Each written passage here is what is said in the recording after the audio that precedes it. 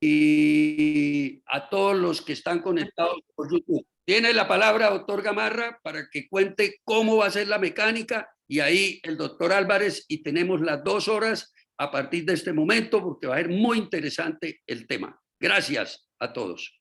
Espero que tengamos los micrófonos apagados. Muchas gracias. Muchas gracias, doctor Ramírez.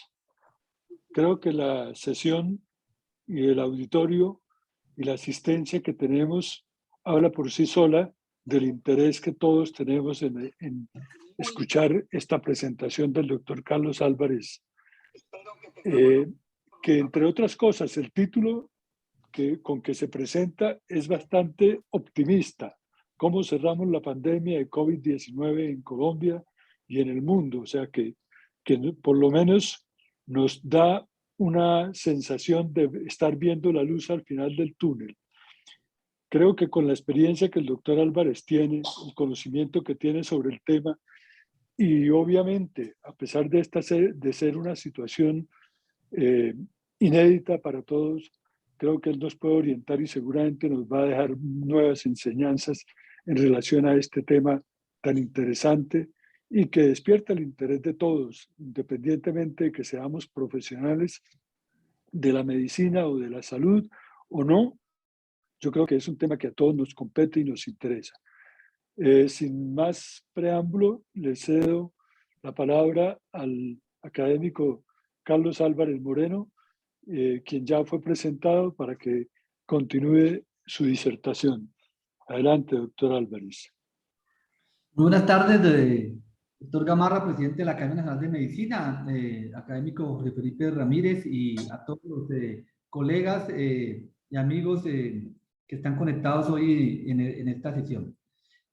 Yo creo que voy a empezar con la presentación, que además nos debe servir como de preámbulo para lo que puede ser más interesante, que es un conversatorio de lo que consideremos para discutir acerca de lo que tenemos y lo que podríamos saber de COVID-19 para este 2022 y algunas cosas de lo que pues, nos va a tocar también ir especulando en este sentido de lo que implica la misma epidemia.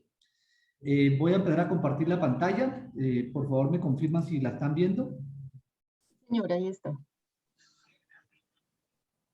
Perfecto. Bueno, entonces, voy a entrar Sí, estamos viendo unas diapositivas que son a manera de introducción de lo que probablemente ya todos conocemos, pero sí nos permiten entender algunos aspectos importantes de lo que se viene y algunos conceptos epidemiológicos para tener en cuenta y presente en la discusión. Esta primera diapositiva es una diapositiva pues, de la misma situación de COVID, como ha ido avanzando en las últimas 24 horas, el número importante de casos. Rápidamente superamos ya más de 500,000 de casos al día diagnosticados, con un número importante de personas fallecidas y básicamente también recordar que esas cifras que se ven en la parte izquierda pues es solamente un acumulado de lo que se tiene de información, pero probablemente que estas cifras las podamos fácilmente multiplicar por 4 o por 5 para realmente ver el impacto de lo que está pasando con la COVID-19, teniendo en cuenta lo que puede ocurrir en el registro o subregistro de algunos países, como lo voy a mostrar más adelante. También es claro que infortunadamente en cada una de las olas epidémicas lo que hemos visto es que desafortunadamente lo que está representado acá en verde y naranja, que no es otra cosa que Europa y las Américas, han sido los continentes más afectados probablemente no probablemente, sino han sido los más afectados durante toda la epidemia y probablemente la única punto a tener en cuenta es que en el momento de este pico epidémico es posible que el crecimiento en Asia, especialmente por India, superó a esa preponderancia que ha tenido en los dos continentes, Europa y América, todo el inicio de la pandemia. Y nuevamente vemos acá como para esta último pico epidémico para algunos países, quinta ola, sexta, para nosotros la cuarta, pues definitivamente seguimos teniendo el mayor impacto en América y en Europa.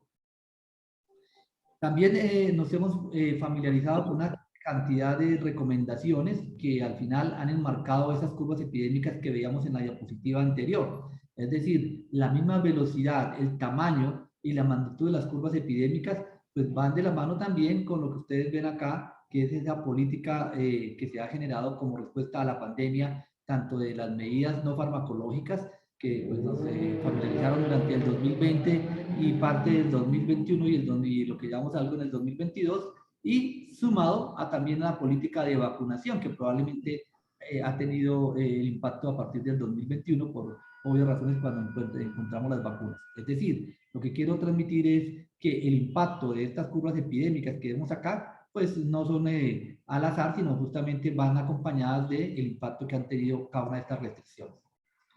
Sí quisiera resaltar que también como humanidad hemos tenido puntos muy valiosos. El primer punto valioso es la rapidez con que se pudo diagnosticar que una enfermedad causando enfermedad pulmonar grave el 31 de diciembre del 2019, rápidamente, el 10 de enero, ya sabíamos que esa enfermedad grave era causada por un virus y no cualquier virus, sino ya sabíamos que incluso era un coronavirus y que también podíamos saber ya que era el virus del SARS-CoV-2, porque se parecía mucho a un virus que había causado epidemias de SARS previamente en el 2002-2003. Y también conocimos rápidamente la estructura que ya nos familiarizamos viéndola, que pues para este momento ya sabíamos que era una estructura de 30.000 pares de bases que iban a conformar una serie de proteínas o iban a conformar la partícula viral que ya conocemos. Quiero resaltar este punto porque parece sencillo, pero como humanidad nos costó más o menos más de 400 años identificar que la peste era causada por una bacteria, o 30 años para saber que el virus de la influenza era causante de la gripe española en 1918. Aquí pudimos acortarlo a 11 días y como digo, no es casualidad, sencillamente por la misma tecnología, el desarrollo tecnológico, pero también la posibilidad de intercambiar información científica. El hecho de que se identificara rápidamente y que se tuviera expuesta la secuencia genética también permitió rápidamente avanzar en otros temas como la misma estructura del virus, conocer la fisiopatología, que es lo que quiero transmitir en esta en esta imagen, en el cual fácilmente se puede identificar cómo era la partícula viral, saber el impacto y el papel y cómo esta proteína la espiga con cada uno de sus componentes, especialmente magenta en esta parte superior, que es lo que técnicamente se llama el RBD, o no es otra cosa que el sitio de dominio unión al receptor, que justamente es por este su nombre, porque esta es la parte que interactúa con el receptor de la célula humana, el receptor de la enzima convertida en angiotensina, que a su vez requiere unos correceptores de tipo proteínas intermedias como las FPPR1 y 2 y 4. Entonces, esto también se supo rápidamente y podemos entender el papel. También qué pasaba si al final no podíamos bloquear esta entrada para poder trabajar sobre las vacunas. Esta siguiente diapositiva me gusta mucho porque en realidad también resume en gran parte lo que ocurre con la transmisión del SARS-CoV-2. Es decir, cuáles son los ejes, como dice la diapositiva, de transmisión del SARS-CoV-2 y que al final también determinan esas curvas epidémicas que ya hemos visto. Ya se había comentado algunas de ellas, pero podemos resumir que los 4 ejes son los factores propios del virus como tal, y en ese factores propios del virus está la dinámica de esa diseminación viral, que va de la mano con las características de cada variante. Ahora hablamos de una cepa más contagiosa, más infectante, que el periodo sea corto, sea larga, y justamente esto es lo que hace desde el punto biológico del virus que hayan diferentes cambios. Podemos transferirlo a decisiones epidemiológicas de cambiar los tiempos de aislamiento de 14, 10 o 7 días, pero básicamente esta va de la mano con esa dinámica viral en el cual las variantes han ido cambiando y que al final determinan esa misma posibilidad de mayor o menor transmisión. El otro punto son los factores del medio ambiente que también lo conocíamos de antemano, específicamente el papel de la temperatura y la humedad. Sabemos que entre menos temperatura, mayor humedad, mayor probabilidad de mantener con capacidad infectante los virus en el medio ambiente, pero probablemente lo más novedoso que hemos aprendido con el SARS-CoV-2 es el papel de la ventilación en la transmisión de los virus respiratorios. Es decir, sabíamos que los virus respiratorios podían transmitirse por contacto, especialmente por gotitas, y le damos poca importancia al papel de los aerosoles. Ahora sabemos que los aerosoles juegan un papel fundamental, especialmente en los espacios bien ventilados, y creo que este es un conocimiento supremamente importante que hemos aprendido no solo para la transmisión del virus del SARS-CoV-2, sino para otros virus respiratorios, y dando una preponderancia en esta forma de transmisión. Recordemos que la diferencia entre hablar de gotitas y transmisión por aerosoles es la importancia del tiempo que pueden durar los aerosoles en el ambiente y la importancia de los espacios bien ventilados. Cuando transmitimos por gotitas, estamos transmitiendo a menos de 1,5 a 2 metros de distancia. Cuando hablamos de aerosoles, puede ser más larga la distancia si los espacios no son ventilados, y hasta incluso 3 horas que pueden mantenerse esas partículas en ese tamaño, dependiendo el mismo tamaño. Entre más pequeñas, pues más tiempo van a estar suspendidas en el aire. Finalmente, tenemos una parte, o tercero mejor, una parte relacionada con la interacción entre la población. Básicamente, esas interacciones no es otra cosa lo que comentaba previamente de las medidas no farmacológicas, y es decir, todo lo que permita la interacción y adicionalmente con las diferencias entre la observancia a las medidas de protección, básicamente uso de tapabocas, distanciamiento físico, pues va a hacer que haya mayor o menor transmisión.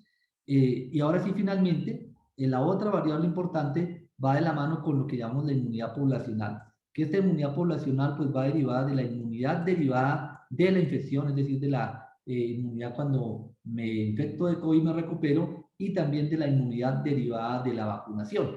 En este sentido, son dos variables extremadamente importantes que se suman, pero que tienen una limitación, y es el tiempo de duración de esa inmunidad. Es decir, la inmunidad poblacional se logra a medida que esa inmunidad se alcanza, pero que además se mantiene en el tiempo. Si esa inmunidad no se mantiene en el tiempo, sino que se va perdiendo, se va agotando con el tiempo, pues definitivamente esa meta de inmunidad poblacional se va volviendo un poco más difícil de alcanzar. Y eso hace que, vamos a ver más adelante, tenga una connotación importante en la misma evolución de la pandemia. Finalmente, para el caso de Colombia, la sumatoria de lo que hemos visto, la circulación de las diferentes variantes y también de la presencia de vacunas, pero principalmente de estas medidas no farmacológicas que se han venido imponiendo a lo largo de los 2 años de pandemia, es que hemos visto estas curvas epidémicas que ustedes ven en Colombia.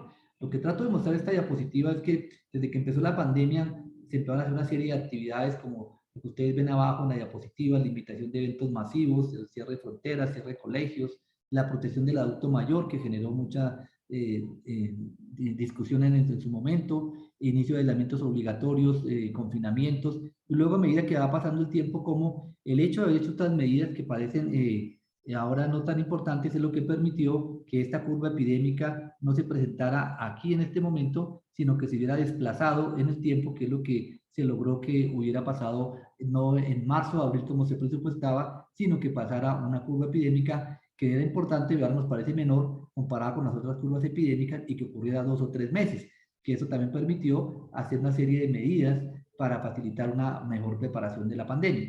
Igual, la disminución de las medidas, que lo trato de plasmar en ese color más claro, en el cuadrado, en el rectángulo, vemos acá cómo permitió que con el aumento de las interacciones entre seres humanos, pues básicamente entre noviembre y diciembre, vimos acá la presencia o la persistencia de una segunda pico epidémico hace exactamente 1 año. Y luego vemos cómo estas mismas interacciones sociales y la presencia de otras variantes, probablemente una menos estudiada como es la variante Mu, que tiene un impacto importantísimo y que probablemente no la identificamos o no le damos tanto impacto porque hay menos publicaciones acerca del tema, hizo que, sumado a las interacciones sociales y problemas que ya conocemos todos sociales, vimos en un pico epidémico que se presentó entre los meses de mayo, junio y julio. Luego vimos una disminución importante que probablemente es el efecto de una parte de agotamiento de algunos susceptibles, pero también del impacto de vacunación, especialmente en un grupo poblacional priorizado, hasta que vemos nuevamente la llegada de la variante Omicron, y sumado a la variante Delta y la pérdida de las medidas de observancia, que finalmente, o por lo menos disminución de la observancia, que hace que se presente esta cuarta ola, que es la que estamos viviendo en este momento. Probablemente esta curva puede ser un poco mayor de lo que estamos viendo acá, y podríamos hablar de una pendiente más elevada, teniendo en cuenta que los casos se reportan más tardíamente y probablemente ya está superando a esta tercera ola que vivimos en mayo y junio. Otro hito para resaltar es el hito de las vacunas. Básicamente me gusta esta diapositiva publicada en Nature del año pasado, porque hace una diferencia importante de qué es lo que pasaba históricamente en la producción de vacunas y qué es lo que pasó con el COVID-19. Fíjense ustedes cómo normalmente la producción de vacunas se llevaba más o menos 15 años y esto ocurría porque la mayoría de procesos se hacían en forma, se hacían en serie, en el cual después de las fases preclínicas se pasaba a las fases 1, 2 y 3. Posteriormente, las vacunas exitosas pasaban a las agencias regulatorias y una vez aprobadas pasaba a la producción a gran escala. En el caso de SARS-CoV-2 hay que decir que tuvimos suerte, como decíamos, si es SARS-CoV-2 es porque hay SARS-CoV-1 y eso tiene un impacto importante en la investigación. Los modelos animales y saber cuál es el sitio blanco la conocíamos a priori, teniendo en cuenta los grupos de trabajo que se venían trabajando en vacunas contra el SARS. Y eso hizo que esa fase preclínica de toxicología y modelos animales de menor tamaño, de otros primates y mamíferos, hizo que rápidamente se pasara a las fases clínicas, y adicionalmente pasó algo novedoso, es que se hacen fases clínicas en paralelo, no solamente en serie, y algo importante, ven ustedes acá cómo se trasladó la producción de vacunas, no al final, sino paralelamente. Esto hizo que esa producción de vacunas que se estaba haciendo se hizo a riesgo desde el punto de vista financiero. También hay que decir que hubo bastantes recursos afortunadamente para poderlo hacer, y algunas de estas vacunas permitió que una vez fueran sometidas a las agencias regulatorias, que no se demoró 2 años, sino se demoraron 2 meses, permitió tener una vacuna rápidamente y pasar de 15 años más o menos a 10 meses o por lo menos a 15 meses. Esto hace que podamos cambiar incluso el paradigma fuerte en la producción de las vacunas, sin, importante resaltar este punto, afectar la calidad de seguridad y la efectividad de las vacunas y la eficacia de las vacunas. Creo que esto es supremamente importante, porque no porque se haya hecho en un tiempo más corto significa que las vacunas se han hecho de forma insegura o que se hayan saltado pasos. También hay que decir que así como hubo una producción en riesgo en la producción para algunas vacunas que permitió tener vacunas rápidamente, hay otras vacunas en las cuales se hizo esa producción y el resultado no fue el esperado, y justamente estas vacunas, pues, a pesar de que se produjeron, no pudieron ser distribuidas porque no tuvieron los resultados de efectividad o eficacia recomendados. Y otras vacunas que, a pesar de ser exitosas, que no hicieron esta fase de producción paralelo en riesgo, a pesar de que ya son aprobadas y que son exitosas, como la vacuna de Novavax, pues todavía no se ha comercializado, o por lo menos no comercializado, sino no se ha distribuido masivamente.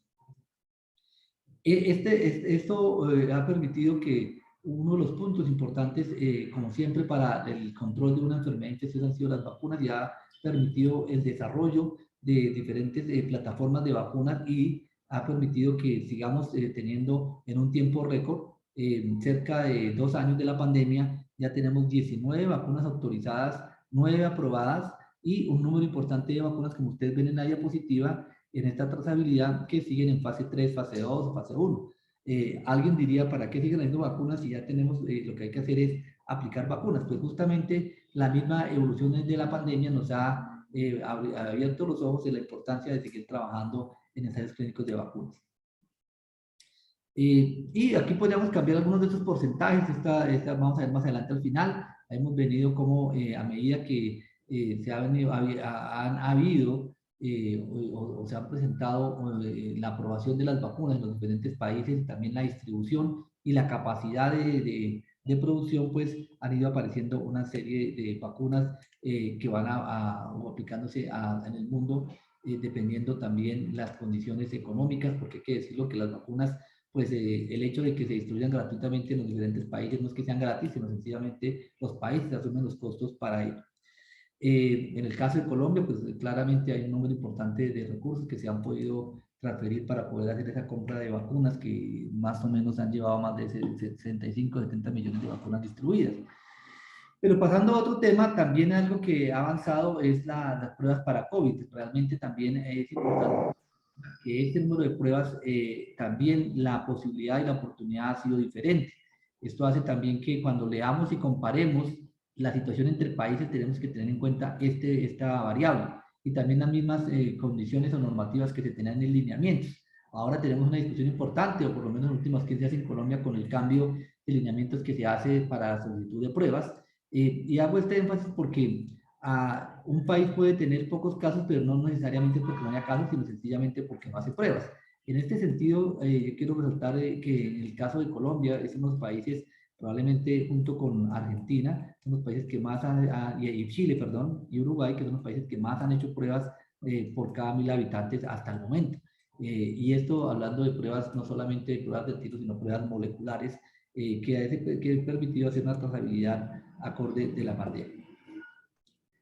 También tenemos el número de casos de incidencia acumulada de casos que va de la mano con la anterior, porque estos casos que vemos en esta página tomada de la Universidad de Oxford, básicamente depende también de qué tantos casos están diagnosticados y confirmados, y entre más diagnóstico tengamos, pues mayor posibilidad de confirmación de casos y también mostrando esa incidencia acumulada. A mí me gusta esta diapositiva porque en realidad es uno de los indicadores a mi modo de ver muy fuerte para hacer seguimiento, y es la tasa acumulada de muertes confirmadas por COVID. Aquí también puede haber una disminución en la efectividad y en la comparación de entre países, que básicamente va a depender de que si yo no hago pruebas, no diagnostico, y si las pruebas fallecen, pues probablemente no lo coloco como una muerte confirmada por COVID. A pesar de esto que vamos a ver más adelante, lo podemos corregir con otro indicador. Sí podemos decir que este es un indicador que mal o bien puede comparar la misma situación epidémica y el impacto. Más que poder decir quién es mejor o peor, sencillamente es para evaluar el impacto que ha tenido cada uno de los países la COVID-19. Desafortunadamente, pues ustedes ven, países de Europa Central y de América, Sudamérica, pues han sido países bastante afectados, incluyendo Perú, que ha sido uno de los países que tiene una tasa más alta acumulada de muerte por COVID. Sin embargo, uno de los puntos claves en el cual ocurre es que si yo no diagnostico muchos casos, pero los que diagnostico son los graves, y esos son los que se mueren, probablemente se ve reflejado en el indicador de letalidad aparente. Y en ese sentido, fíjense ustedes lo que veíamos acá como algo no tan complejo para México. Aquí vemos cómo México empieza a hacer un papel preponderante, porque México, pues durante la pandemia no ha sido el país que haya realizado un número importante de pruebas, y al tener pocas pruebas, los casos que les diagnostica son más complejos, y por eso termina en una tasa de letalidad extremadamente alta comparada con los demás países, junto con Perú. Finalmente, es posible que este sea el indicador que nos muestre realmente el impacto de la COVID-19, y es del exceso de mortalidad. Esto es válido especialmente para aquellos países que tienen sistemas de registros de mortalidad adecuados. En ese sentido, probablemente lo que vamos a ver es justamente ese exceso de mortalidad comparado con los últimos 5 años, que probablemente es atribuido a COVID-19. Vemos dramáticamente cómo en los diferentes países, pues, hay un impacto importante en ese exceso de mortalidad, dependiendo cada curva epidémica, y casi que va de la mano con las curvas epidémicas. Y algunos países que pasaban con menos de impacto cuando le colocamos el exceso de mortalidad, pues definitivamente se magnifica, y otros que ni siquiera parecía tener un impacto la pandemia, pues tiene un impacto grave, como el caso de Ecuador, en el cual es probable que no veíamos un impacto en las diapositivas anteriores, pero acá definitivamente vemos un pico epidémico de un exceso de mortalidad, perdón, asociado al pico epidémico muy temprano en la pandemia, que esto es lo que refleja rápidamente qué pasa cuando un país entró el virus y no se pudo hacer medidas preventivas de forma adecuada o no farmacológicas, pues sencillamente un número importante de su población va a fallecer, que justamente lo que hacen las medidas es tratar de evitar o aplazar ese pico. Y me gusta esta diapositiva porque uno podría mirar qué pasa cuando en un país se toman medidas o no se toman medidas sobre la mortalidad o el exceso de mortalidad. También es importante resaltar que desafortunadamente, a pesar de lo que se quisiera, y es tener vacunación para todo el mundo, pues de forma equitativa, pues eso no se logra, y lo que la lógica pues se muestra en esta diapositiva. ¿Qué es la lógica? Pues los países con mayores ingresos pues tienen unas tasas mucho más altas de vacunación, y a medida que bajan los ingresos pues unas tasas más bajas.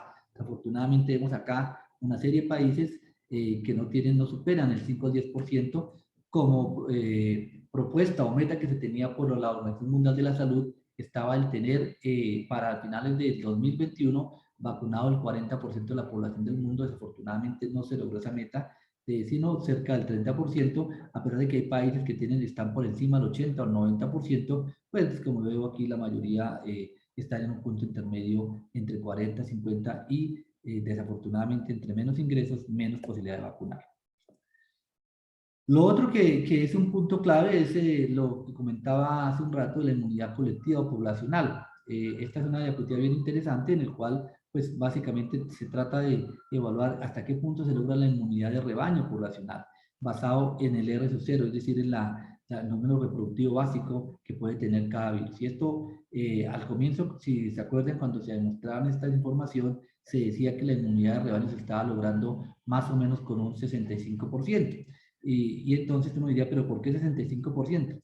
Pues sencillamente porque lo que veíamos acá es que el número de reproducción básica de este virus, que el virus original de Wuhan, estaba entre 2 a 3. Entonces se podría decir que al salir de entre 2 a 3 estábamos hablando de una inmunidad de rebaño que se lograba más o menos con un 65, un 70%. Desafortunadamente, las siguientes variantes, las variantes especialmente la Delta y la variante Mu, pues han mostrado que ese número puede cambiar entre 5 a 10, incluso más de 10, y esto hace que podamos hablar en que esta inmunidad de rebaño no se logra con un 80% siquiera, sino probablemente con más de cerca más a un 90%. ¿Por qué? Porque tenemos una tasa de contagio mucho más alta con estas variantes como la que tenemos ahora. Lo otro, y para lo cual quiero mostrar esta diapositiva, es porque también pareciera que las medidas se han ido, o ya no hay medidas en el mundo. Y definitivamente lo que quiero resaltar es que en diferentes grados, pues en los países se han conservado ciertas medidas no farmacológicas desde el punto de vista de salud pública para el mismo manejo de la pandemia dependiendo en cada momento. Esta tabla y estas medidas de salud pública, este tablero lo puede evaluar y puede cambiar dramáticamente de una semana a otra dependiendo de cómo son las características en un momento determinado. Igual, así como cambiamos las medidas no farmacológicas, también el mismo virus y la diseminación del virus pues va cambiando. Veíamos cómo en junio nos preocupábamos en Colombia por la variante Mu, mientras en otras partes estaban preocupados por la variante alfa o la beta, y luego nos preocupamos, todos hablábamos de la variante delta, pero a comienzos de diciembre, mejor a finales de noviembre, empezamos a hablar de una nueva variante que al parecer llamaba la atención, la variante Omicron, y llamaba la atención porque era una variante que nos estaba mostrando una incidencia de casos importantes en Sudáfrica y de unas características en su conformación que llamaban la atención. Tenía más de 50 mutaciones, de las cuales 30 estaban ubicadas en la proteína de la espiga, y eso hacía que de antemano pudiera considerarse una variante que debería preocupar. Pero antes de entrar en detalle en lo que es la variante Omicron, para todos recordar lo que son las mutaciones. Recordemos que las mutaciones no necesariamente significan que van a ser más deleterias, y también hay que mirarlo desde qué punto lo podemos ver. Desde una posición antropocéntrica, es decir, las mutaciones qué tanto afectan al hombre o qué tanto afectan al virus. Y en este sentido podríamos plantear en una posición antropocéntrica que las mutaciones podrían cambiar y podrían no generar ningún cambio. Sencillamente no hay cambios a pesar de que se presenten mutaciones. Algunas mutaciones, como trato de mostrar de esta manera didáctica, pueden hacer que cambian de extranjero aquí en el tamaño o en el color, o cambias en el color, en la velocidad de replicarse. Hay mutaciones que hacen que sean más favorables desde el punto de vista que lo consideremos, es decir, menos virulento o más virulento. ¿Qué quiero transmitir con esta diapositiva? En que hablar de mutaciones no significa que sea más ominoso. Pueden ser mutaciones favorables o desfavorables, dependiendo de las mismas, y la acumulación de mutaciones también, algunas pueden contrarrestar a otras. Lo que sí sabemos ya es que algunas de estas mutaciones sí están relacionadas con cambios importantes en el virus. Es decir, sabemos que dentro de esa cadena genética del virus, esas 30.000 pares de bases, algunas mutaciones, como lo que muestra esta diapositiva tomada en New York Times, que es bien didáctica, nos muestra cómo algunas mutaciones, como este que ustedes ven resaltadas en rojo, la N501, o la K417 o la E484, son mutaciones que ya se conoce que cuando se presentan, pues tienen impactos en la transmisión del virus. Básicamente tienen mayor capacidad de herencia o tienen mayor capacidad para evadir la respuesta de los anticuerpos. ¿Por qué? Porque cambia la conformación de la misma partícula viral. Y algunas de estas mutaciones lo que hacen no es otra cosa que permiten que esta interacción que ocurre entre el RBD y la enzima convertidora, el receptor de la enzima convertidora en angiotensina, aumenta su afinidad química. Es lo que trato de mostrar en la estequiométrica, es lo que trato de mostrar con esta diapositiva de forma didáctica. Puede ser que estas llaves o puertas de entrada puedan ser parecidas y pueden interactuar y tratan de abrir esa cerradura, pero justamente la que logra tener mayor afinidad o mejor adaptación, mejor acoplamiento estequiométrico, es la que lleva a permitir una mayor afinidad, y esa mayor afinidad se transmite o se traduce mejor en una mayor capacidad de transmisión. Esto es lo que hace que a medida que aparezcan las variantes, la Organización Mundial de la Salud, teniendo en cuenta ya algunas características propias de esas mutaciones, pueda predecir de una forma importante cuáles mutaciones pueden ser consideradas de interés o pueden ser consideradas de preocupación.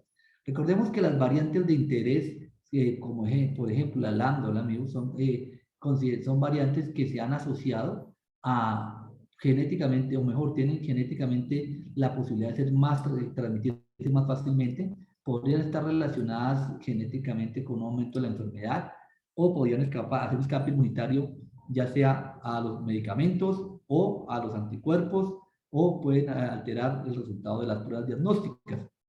Y básicamente también se considera si es identificada por causar una transmisión significativa, es decir, no son casos aislados.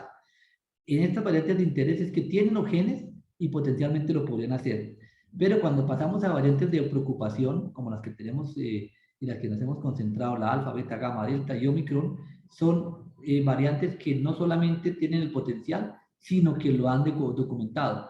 ¿Documentado qué? Aumento de la transmisión, aumento en la virulencia o en la presentación clínica, o una disminución de la eficacia de las medidas de salud pública o de los diagnósticos o vacunas o terapias disponibles. Específicamente, la variante Omicron, voy a comentarles más adelante cuáles son las que se han asociado. Para poner en contexto, por ejemplo, la variante Delta se ha asociado a un mayor aumento en la virulencia y una capacidad de responder o evadir la respuesta inmune de forma parcial. La variante Beta puede evadir la respuesta inmune a algunas de las vacunas. Y en el caso de la variante Omicron, pues sabemos que puede alterar o evadir la respuesta inmune generada por las vacunas o por la inmunidad natural, y también afortunadamente tiene un porcentaje menor en severidad. Y hago énfasis en este punto, es un porcentaje menor, no es que no produzca enfermedad, que es un punto que también vale la pena resaltar y recordar, porque también hemos empezado a escuchar mucho en que la variante Omicron es una versión de resfriado común, y eso no es cierto, sencillamente es una variante que tiene menos severa, y pues la severidad se ve obviamente menor en aquellas personas vacunadas. Les decía que la diseminación de las variantes en el tiempo, pues va de la mano dependiendo el momento histórico que vaya pasando y cronológicamente. Vemos cómo ha sido la diseminación de algunas de estas variantes en el mundo. No ha sido de forma homogénea, sino probablemente algunas veces pues, se prioriza una, o mejor, predomina una que otras. En el caso de la variante alfa logró ser casi estar predominante en todo el mundo. La variante en gamma, que es la que ven ustedes como P1, probablemente no tuvo impacto en África ni Asia, pero sí muy importante en América y en Europa, y así sucesivamente. Y esta es la variante Delta, en el cual rápidamente logró desplazar a las demás hasta que llegó la Omicron, que les mostraba la diapositiva anterior, en el cual vemos algunos países para el comienzo de finales de noviembre. Rápidamente, una semana después, ya teníamos una serie de países que está circulando, y si podemos ver hoy, estamos hablando de más de 160 países donde predomina esta variante. Esta variante es más contagiosa, tiene una capacidad, algunas de las mutaciones, debíamos que tenía 32 mutaciones en la espiga. Esas mutaciones en la espiga, especialmente dos mutaciones, de las que mostraba previamente, especialmente la 484 y la 501, hacen que tenga mayor acoplamiento, y ese acoplamiento se ve desde el punto de vista epidemiológico reflejado en lo que ustedes ven acá, una mayor capacidad de transmisión, que es esto que ustedes pueden relacionar en el último pico, y la porcentaje de positividad que estaba mostrando el Instituto Nacional de Salud de las muestras que se tomaban a personas con sospecha de COVID-19. Básicamente pasamos de una circulación que estaba menos del 5%, luego vemos un pequeño incremento con la entrada de la variante Delta, pero que definitivamente se dispara fuertemente cuando vemos la variante Omicron, que es lo que ustedes ven en esta diapositiva. Fíjense ustedes cómo en Colombia teníamos una variante Mu, que era la que predominaba. A medida que fue pasando los meses de septiembre, octubre, esta variante Mu fue desapareciendo, para darle preponderancia a la variante Delta, pero rápidamente vemos cómo la primera, segunda semana de diciembre ya se detecta la variante Omicron, y en menos de 4 semanas la variante Omicron pasó de tener menos del 4 o 5% a ser la responsable, por lo menos en los estudios de vigilancia genómica, de más del 95% de la transmisión, que es lo que explica lo que acaba de mostrar esa curva epidémica. Es decir, estamos viendo una curva epidémica con una alta transmisión que puede ser explicada biológicamente por la circulación de la variante Omicron, y a eso se suma claramente pues también las interacciones sociales. Recordemos que los 4 ejes que les mostré al comienzo no son independientes, sino son complementarios para ver el impacto de la pandemia. Otro punto importante que va relacionado con la variante general, específicamente con lo que podría ocurrir con la variante Omicron, es que tanto estas variantes podrían afectar la respuesta inmune generada por las vacunas. Es una publicación interesante porque está mostrando y comparando específicamente a una de las variantes que, como dice, hay muy pocas publicaciones, pero esta es bien importante, publicada en el New England Journal of Medicine, en el cual muestra cuál es el impacto que tiene la variante Mu para disminuir la efectividad de las vacunas. Y cuando se compara con las demás variantes, fíjese que antes de Omicron, la variante que más lograba evadir la respuesta a las vacunas era la variante Mu. Eso tiene una connotación importante que voy a tratar de retomar de manera especulativa en la penúltima diapositiva. Pero acá lo que quiero mostrar es que lo que ven acá es la curva epidémica de Colombia, en el cual ven cómo la variante Mu, que es la que predominó en los meses de abril, mayo, junio, que es el que ustedes ven aquí en azul, donde el tercer de la curva epidémica, teníamos una variante que adicionalmente también era altamente pues evadía mejor fuertemente la respuesta inmune generada por vacunas. Ahora bien, esta diapositiva resume lo que podría estar sucediendo con la variante Omicron. Quisiera más o menos resumir que efectivamente la variante Omicron, como digo, no es un resfriado común, es una variante que ha perdido severidad clínica en un 30-40%, y esta severidad clínica incluso se ve también afectada favorablemente por la presencia de las vacunas, que es lo que muestro en esta diapositiva. Fíjense ustedes cómo con la presencia de la variante Omicron, lo que podemos ver es que justamente el riesgo de una persona contagiada, el riesgo de una persona vacunada se contagie comparado con los no vacunados es de 1 a 5. El riesgo de hospitalizarse es de 1 a 9. El riesgo de terminar en cuidado intensivo es de 1 a 15 y el riesgo de morir de 1 a 3. Este es un resumen tomado de los datos de países con una vigilancia muy fuerte, del caso de Estados Unidos y de Francia, en el cual resume más o menos estas características que muestra en la diapositiva.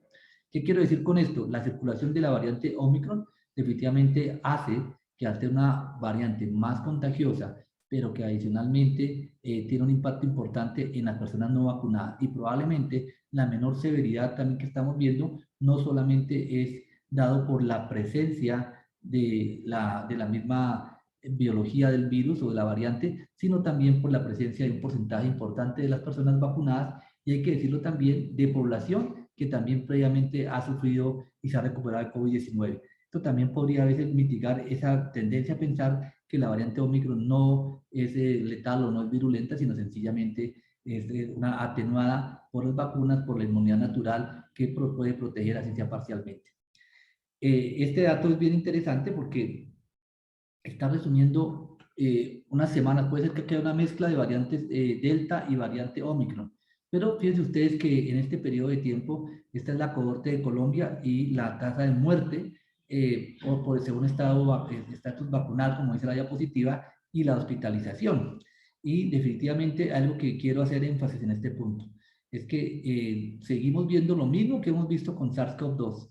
Es decir, hay grupos de riesgo que se mantienen, y uno de las que siempre ha estado desde el comienzo, desde la primera publicación, es las personas entre más años tienen, más riesgo tienen de complicarse. Desafortunadamente eso es así, y aquí lo vemos específicamente cómo cambia dramáticamente después de los 50 años, y aquí también vemos la comparación, el impacto entre los vacunados y los no vacunados. Esta diferencia se amplía, especialmente entre la gente que tiene más años, que tiene más riesgo. El impacto de la protección de la vacunación para hospitalización y para muerte, como ustedes ven ahí, pues es supremamente importante. Probablemente aquí vemos una relación de 1 a 5 y no de 1 a 10, como nos mostré en la diapositiva anterior, pero aquí tenemos que tener en cuenta que también estaba mezclado la variante Delta circulando todavía de forma importante, o por lo menos al mismo tiempo que la variante Omicron. Estos son datos de una cohorte de California, me excusan que no tengo anotada la referencia, pero básicamente lo que muestra es que justamente cuando se evalúa la circulación de dos variantes, en verde la variante Omicron comparada con las otras variantes, probablemente más Delta, por epidemiología, vemos que la diferencia en estos casos, justamente tanto en hospitalización, cuidado intensivo y ventilación mecánica, es decir, uso del respirador y de la mortalidad está disminuido con Omicron cuando lo comparamos con probablemente la variante Delta. Por esto uno puede decir que hay un 25-30% de menor severidad clínica, pero como ya les he comentado también en mi punto de vista, y que también puede ser atenuado en este punto por las vacunas y no vacunadas. Cambiando un poco del tema de variantes, otro tema que genera bastante discusión desde el comienzo y nuevamente vuelve a tomar importancia, es que cuando decimos que la variante Omicron ha disminuido la efectividad de las vacunas, y es verdad, y también la inmunidad o la protección generada por la inmunidad natural, que también es verdad. Recordemos que la tasa de reinfección antes de la variante de Omicron podríamos decir que a más de 6 meses era si acaso 1% o 2%. Desafortunadamente con la variante Omicron vemos que esa tasa de reinfección con un antecedente previo de COVID puede subir hasta el 25 o 30%. Igual puede ocurrir la pérdida de la inmunidad con las vacunas generadas, es decir, la efectividad se puede caer en un 20 o un 30%. Por eso, nuevamente toma importancia seguir trabajando en las medidas de autocuidado, incluyendo el uso de tapabocas.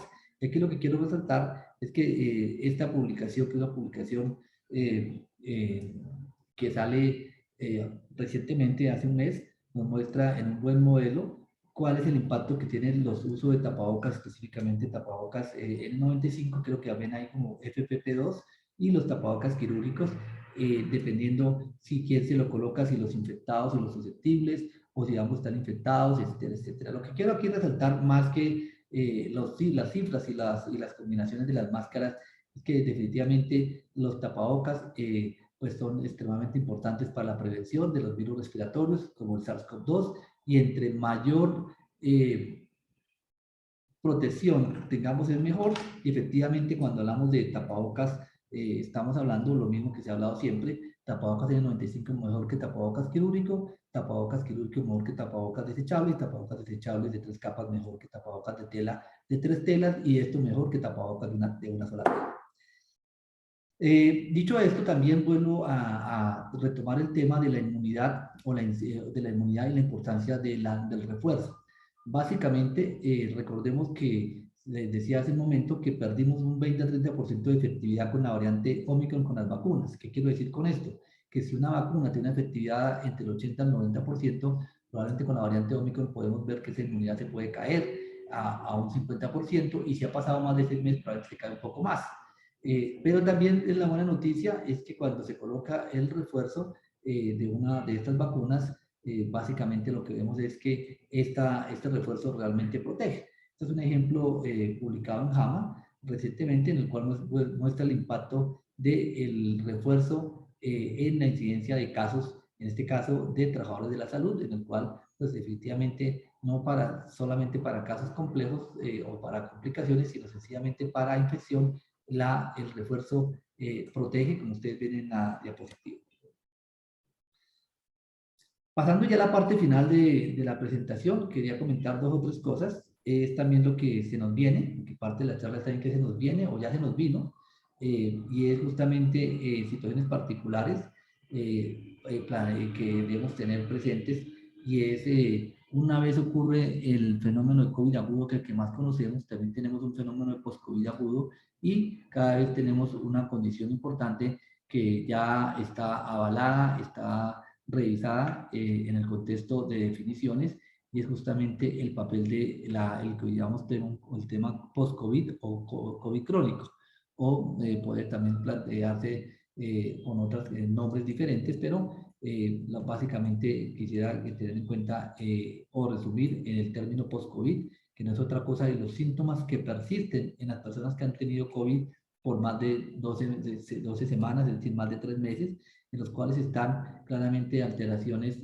mentales, alteraciones físicas, como las que ustedes ven en esta parte de la diapositiva, desde fatiga, disnea, tos, requerimiento de oxígeno persistente, ansiedad, estudios de trastornos del sueño, trastornos cognitivos, problemas crónicos como tromboembolismo y enfermedad crónica. Probablemente lo que quiero resaltar acá es que este síndrome post-COVID no solamente ocurre en las personas que tuvieron un cuadro agudo severo, es decir, hay una parte de secuelas de aquellas personas que estuvieron en cuidado intensivo, estuvieron hospitalizadas por un tiempo prolongado asociados a COVID-19 que quedan con secuelas. Ese es un componente, más o menos un 20 o 30%. Otro 70% son personas que incluso no tuvieron cuadros agudos, pero que en el tiempo, después de su infección, pueden tener algunas condiciones crónicas que vale la pena empezar a tener en cuenta, identificarlo y poder orientar adecuadamente el tratamiento. Aquí también está cosas más sencillas como lo que ustedes ven ahí, incluyendo el olfato del gusto, que es lo único más sencillo entre comillas, porque esto es una connotación importante. Ahora bien, desde el punto de vista de medicamentos, creo que ese es uno de los problemas que ha tenido la parte científica como respuesta a la pandemia. ¿Por qué digo esto? Porque definitivamente ustedes ven acá toda esta tabla, una cantidad de nombres, no los pueden leer, yo tampoco, pero créanme que hay como unos 30, 40 medicamentos nuevos que trataron o se han intentado utilizar para probar efectividad contra COVID, ya sea leve, moderado o severo. Desafortunadamente, muy pocos lo han logrado demostrar, solo los que están aquí en verde, en el cual pues algunos son anticuerpos monoclonales y los esteroides, que probablemente es el medicamento que pues se puso como parte fundamental en el tratamiento. Los otros medicamentos tienen connotaciones muy particulares, indicaciones que han tenido alguna ventaja, pero no de forma contundente. Probablemente hay algunos medicamentos que tienen alguna opción contra las formas severas, especialmente los anticuerpos monoclonales, algunos mejor que otros, algunos mejor con unas variantes que otros, y muy pocos para las formas leves. Probablemente para las formas leves, para evitar la complicación, podríamos hablar y resumir con los dedos de la mano, probablemente el uso de la budesonida en inhalador, y probablemente ahora dos nuevos medicamentos, el Paxlovid, que es una mezcla de antirretrovirales, ritonavir como un medicamento antirretroviral que evita la replicación del virus del SARS-CoV-2, y el otro que es el molnupiravir, otro medicamento que también ha mostrado alguna utilidad. Hay medicamentos que son inmunomoduladores como antiinterleuquina 6 o medicamentos de tipo inhibidores de la quinasa que podrían también tener un efecto importante y que pueden ser útiles en el paciente con enfermedad severa.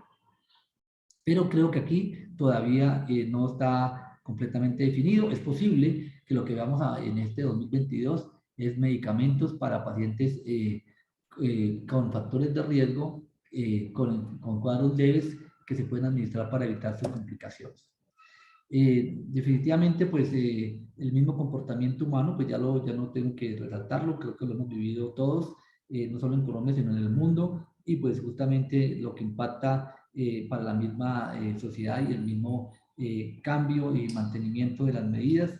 Creo que el mantener medidas de esta naturaleza no es una tarea fácil por todo lo que implica y sobre todo en el tiempo. Pero creo que todavía tenemos algunos que deberían mantenerse. También tenemos un problema serio de información, específicamente de infodemia, y hemos tenido situaciones particulares como el uso de antibióticos, el uso de medicamentos como la ivermectina o la crónica que coloco aquí al final de maíz, que se puso muy de moda en Centroamérica y en la costa caribe colombiana, la mezcla de antibióticos como la citromicina, ivermectina, el zinc, tratando de buscar dar una solución a unos pacientes ambulatorios con síntomas leves. Desafortunadamente, pues como ya comenté, no ha mostrado ninguna utilidad ninguno de ellos. Algo que es evidente es los procesos de dificultades que se generan con el diagnóstico, el rastreo y el aislamiento. Es una estrategia que funciona, pero especialmente funciona bien cuando hay pocos casos. Cuando los casos son numerosos, pues definitivamente poder hacer diagnóstico oportuno, poder rastrear y poder aislar es tremendamente difícil o casi que imposible con el caso de la variante Omicron, en el cual ha desbordado a la mayoría de países del mundo. Y por esto, pues también las mismas estrategias de este rastreo y aislamiento con seguimiento se hace más difícil y se convierte en una connotación más voluntaria que sanitaria y probablemente es lo que estamos viendo en Colombia y en los diferentes países de América Latina. Otros factores importantes que no podemos olvidar es el impacto que ha tenido la COVID-19 y que va a tener en la salud mental, saliéndonos un poco de la parte biológica de la misma enfermedad de COVID-19, pues lo que está asociado a lo que genera todos los cambios de comportamiento generados por la misma pandemia, por lo que todos conocemos y no entro en detalle. Pero aquí básicamente ustedes ven esta publicación de Lancet, la prevalencia de los desórdenes mentales en la gente joven que ha sido la más afectada, especialmente trastornos de depresión mayor y ansiedad, y ustedes pueden ver aquí el porcentaje importante que ocurre en los diferentes países del mundo. Ya para terminar, entrando a las últimas 3 o 4 diapositivas, resaltar eso que ustedes ven acá. Estos son los datos de la utilización de camas de hospitalización y cuidado intensivo. Básicamente lo que estamos viendo hasta ahora en Colombia con la llegada de Omicron es que el número de camas de cuidado intensivo más o menos se mantiene estable, pero lo que sí estamos viendo es un incremento de camas de hospitalizaciones. Ven ustedes acá este incremento en la línea azul, que no es otra cosa, hospitalizaciones relacionadas con COVID-19.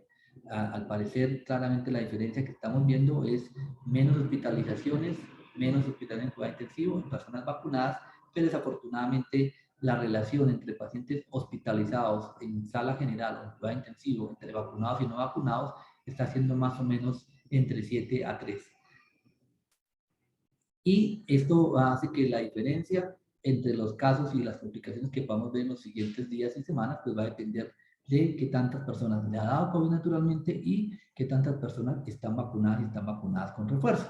En el caso de Colombia estamos hablando de una vacunación que está con al menos una dosis del 76%, con 2 dosis cerca del 58% que ustedes ven acá, y probablemente con refuerzo estamos hablando de un 10% de la población.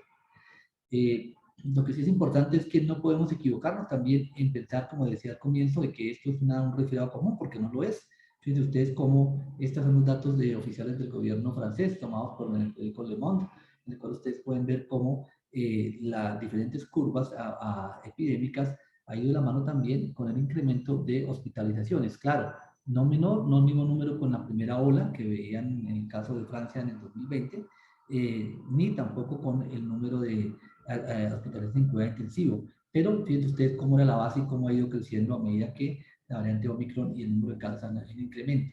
Ven ustedes también el número de personas que se hospitalizan y que fallecen en los diferentes servicios.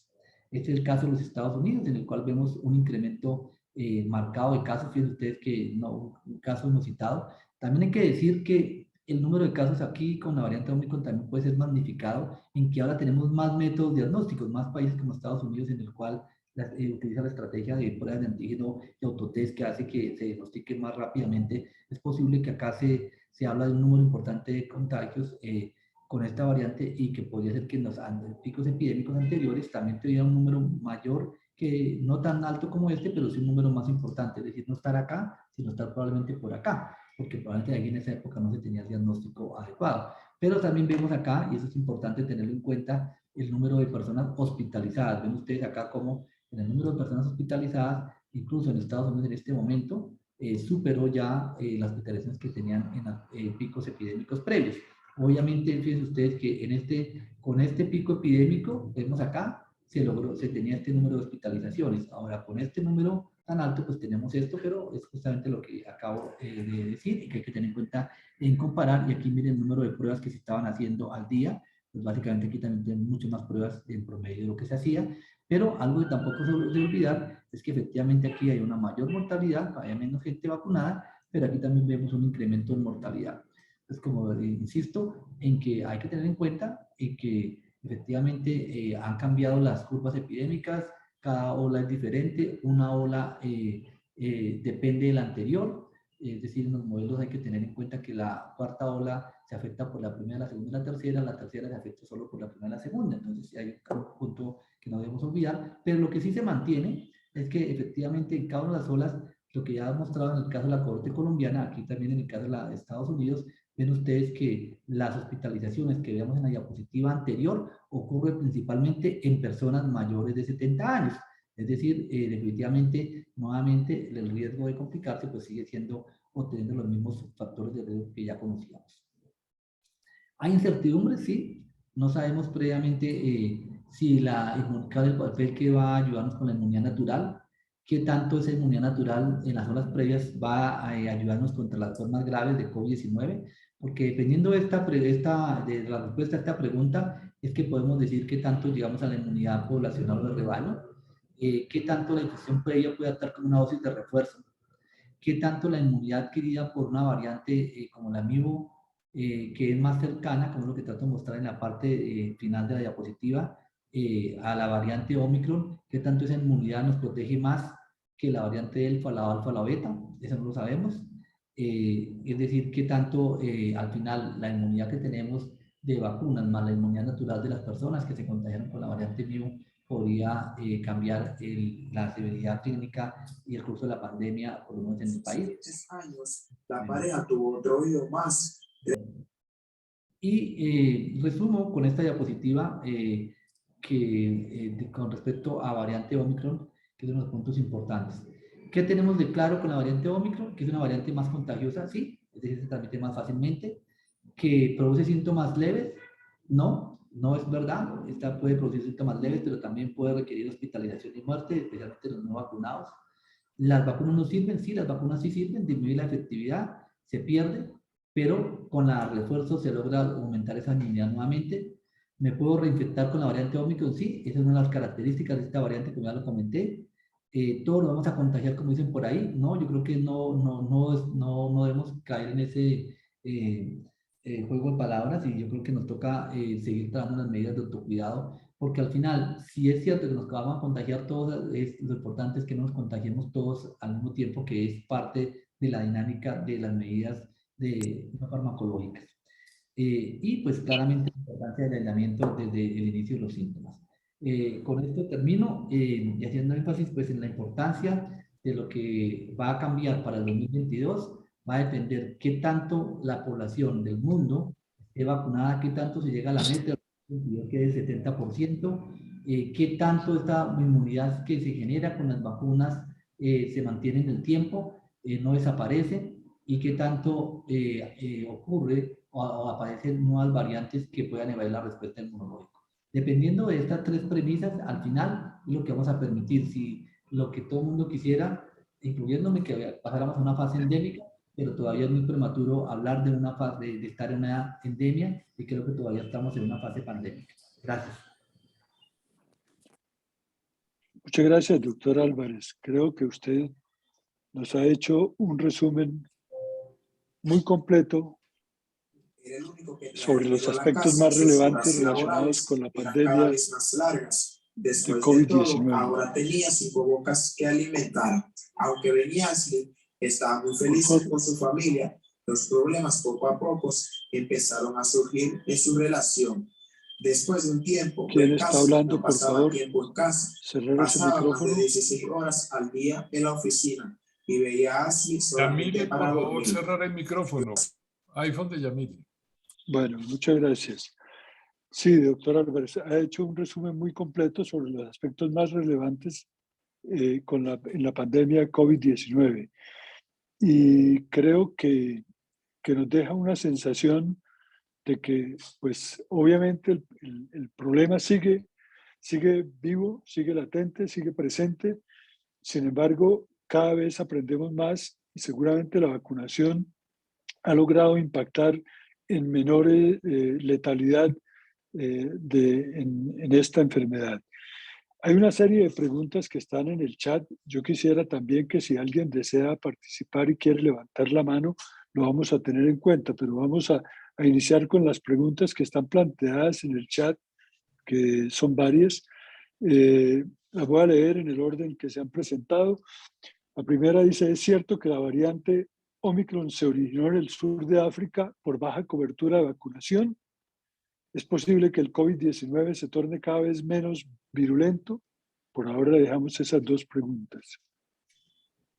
Bueno, yo creo que es una posibilidad hablar en que la lógica muestra en que menos tasa de cobertura de vacunación, pues más riesgo de infección, y más riesgo de infección, más riesgo de replicación, y más riesgo de replicación, más riesgo de que aparezcan mutaciones. Con ese silogismo podría decir que sí, puede ser verdad que sea por eso.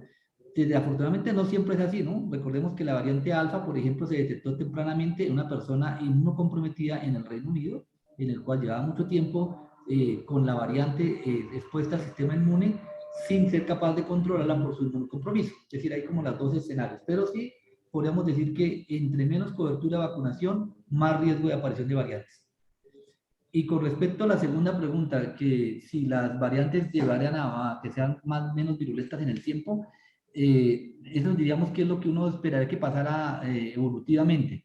Sin embargo, ese proceso evolutivo no necesariamente significa que se haga en meses o incluso en años, podría demorarse un tiempo mayor, y a veces puede ser que esa misma recombinación de mutaciones pudiera a veces generar una variante más compleja, pero desafortunadamente no lo sabemos, es un poco probabilístico. Yo diría que en la lógica uno diría que sí, probablemente podría también llevar a que las nuevas vacunas que se generen sean vacunas de combinación de variantes, como ocurre con el virus de la influenza, que de esta manera también podría tener menos posibilidad de aparición de variantes complejas. Aparece también, preguntan sobre qué sucedió con las variantes previas a Omicron. ¿Desaparecieron? Esa es una pregunta bien interesante y efectivamente lo que ocurre es lo que llaman en inglés el fitness viral, que no es otra cosa como la dinámica de adaptación del virus. Es decir, cuando una variante es más eficiente, en este caso Omicron al tener una mayor afinidad y mayor capacidad de replicación, empieza a superar a las otras. Es decir, como lo que uno diría en la ley darwiniana, pues el que mejor se adapta, pues el que sobrevive y los demás empiezan a desaparecer. Lo que pasa es que en los virus, pues eso es dramáticamente más corto por esa replicación que es de forma logarítmica. Una pregunta que creo que usted ya la respondió durante la exposición. Si en Colombia con la variante se dispararon los infectados y los muertos, me imagino que es con la variante Omicron. Sí, yo creo que ese es un punto esperable. Yo creo que al comienzo hubo como el cierto optimismo en que con la variante Omicron, pues solamente, por eso insistí mucho en la charla, se empezaba como a manejar el concepto que era un resfriado común y que esto era una versión benigna de la COVID. Y pues recordemos que disminuye la virulencia, 20-30%, pero pues sigue siendo mucho más virulento que un virus de influenza estacional u otros virus respiratorios que conocemos. ¿Es común la presencia de depresión linfocitos T post-COVID? No es tan común, pero sí es un tema importante, un tema que hay que tenerlo presente dentro de lo que miramos de las secuelas o de las mismas características que puede ocurrir con COVID-19. Hay unas cosas pues, que claramente cuando uno empieza a mirar el detalle, pues hay cosas sofisticadas como neuritis óptica bilateral, en el caso de enfermedades autoinmunes generadas por COVID, o cosas más sofisticadas de alteraciones neurocognitivas importantes, y también hay situaciones inmunológicas como la que se está comentando, en que puede haber unas pacientes que quedan con leucopenia o con ciertos grupos de linfocitos T que pueden hacer persistir por lo menos en el tiempo. Pregunta si un paciente cuando egresa después de una hospitalización debe cumplir con más días de aislamiento. Sí, es una muy buena pregunta. Cuando esta recomendación, estos lineamientos, se hace para el paciente ambulatorio, paciente leve, con síntomas leves, pero el paciente que requiere hospitalización se mantiene las recomendaciones anteriores que eran 14 días. El otro tema que surge ahora es sobre la cuarta dosis. ¿Qué opina de la cuarta dosis? Hay que tener precaución y cuidado con la cuarta dosis. Yo creo que empieza a ser evidente en las personas inmunocomprometidas. En realidad, las personas inmunocomprometidas, lo que pasa es que las dosis no son suficientes para lograr despertar el sistema inmune, por obvias razones que están inmunocomprometidos. Pero las personas inmunocompetentes, hay todavía algunos puntos que hay que tener precaución. No sé si al final termine todo el mundo vacunado con cuarta dosis, pero hay dos conceptos importantes desde el punto de vista inmunológico que hay que tener presente, que a veces no necesariamente entre más vacunas se coloquen significa mayor respuesta. Podría haber un fenómeno antibiotipos que puede hacer que haya una contrarrespuesta, e incluso podría ocurrir un fenómeno de tolerancia inmunológica si se colocan muy seguidas las vacunas. Yo creo que hay todo un tema que hay tela para cortar. Creería que hay que ser todavía cuidadoso con pensar en que a todo el mundo va a tener cuarta dosis. Y lo otro, si se coloca la cuarta dosis, la pregunta es ¿en qué momento es lo ideal para colocarla? Aquí hay otro comentario, doctor Álvarez. ¿Pueden aparecer nuevas variantes que no respondan a la vacunación por cuanto sigue bajando la eficacia de las mismas? ¿Me puede aclarar esta premisa? ¿Se debe trabajar paralelamente las nuevas vacunas porque pueden ocurrir que llegue el momento que pierdan toda la efectividad? ¿Es posible? Sí, yo creo que hay que tener en cuenta, claro, todo empezamos a hacer el terreno especulativo, pero yo creo que en este momento lo que uno sí podría ver es que por lo menos las vacunas, la inmunidad protectora, ya lo hemos visto, se ha perdido con el tiempo. No sabemos si con un esquema de 3 dosis sea mejor que con un esquema que conocíamos de 2 dosis. Lo otro es que si seguimos la lógica de lo que hemos visto hasta ahora es que sí se va perdiendo con el tiempo, especialmente después de 6 meses. Y podría ser que para una protección adecuada con las nuevas variantes es posible que las nuevas vacunas, o mejor, primero sí se necesitan nuevas vacunas y es posible que la nueva generación de vacunas termine siendo una combinación de variantes del virus, o mejor, basada en diferentes variantes. Como lo decía hace un momento, lo que se hace con virus de influenza, se hace esa recombinación de vacunas o mezclas de vacunas que protegen contra 2 o 3 variantes que circulan con mayor preponderancia. Así podría ocurrirnos desafortunadamente en SARS-CoV-2, que nos lleve a tener algunas vacunas con cierta combinación en el caso en que la inmunidad que se genere naturalmente, que es la que más me preocupa a mí, no se mantenga en el tiempo. O sea, si la inmunidad natural se pierde y hace que se vuelva a ser susceptible otra vez al virus SARS-CoV-2, pues realmente significa que sí vamos a necesitar más vacunas y combinación de vacunas. Otro comentario. Al vacunarme, genero anticuerpos que con el tiempo van disminuyendo. Por esto requiero refuerzos de la vacuna. ¿No sería mejor que el vacunado no se cuide tanto para mantener su sistema inmune activo y por lo tanto posiblemente no requiera los refuerzos? Sí, es una posibilidad biológica, pero tener en cuenta que desafortunadamente en ese juego de probabilidades también un porcentaje de las personas que se exponen al virus desafortunadamente pueden evolucionar mal y terminan teniendo complicaciones, incluyendo la muerte. Entonces yo creo que eso es lo que recuerden que al comienzo se planteó el gobierno sueco, ¿no? Que era casi que no hagamos nada, si nos pongámonos todos a ver y logremos la inmunidad rebaño más rápidamente. Es posible que esa estrategia funcione, pero con una carga de enfermedad y de mortalidad alta.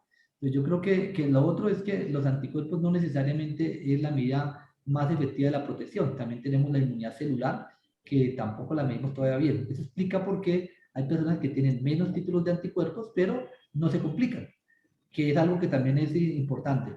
Las vacunas también están evitando las complicaciones, que eso no se ha perdido con el tiempo, y eso también, ojalá que durara por más tiempo esas complicaciones o prevención de las complicaciones, que también hay que decirlo,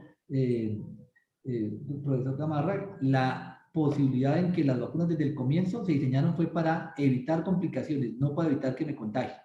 Entonces, ahí hay algo que no se puede tampoco minimizar el impacto que tienen las vacunas, que sigue siendo importante.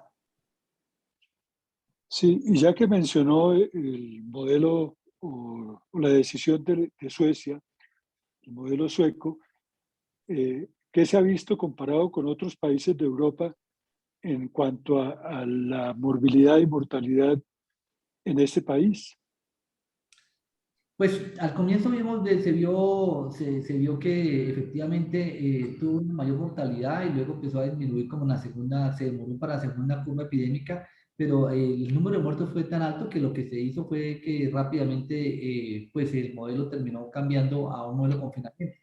Entonces, al final el modelo no, pues dentro del planteamiento inicial pues no se hizo porque al final se adaptó el modelo también de confinamientos de una manera diferente y una vacunación precoz. Entonces, digamos que no podemos decir que ese modelo fue exitoso, sencillamente sí aceleró el contagio, pero también aumentó la mortalidad comparado con los países vecinos con condiciones parecidas, como lo que es el caso de Noruega o Finlandia.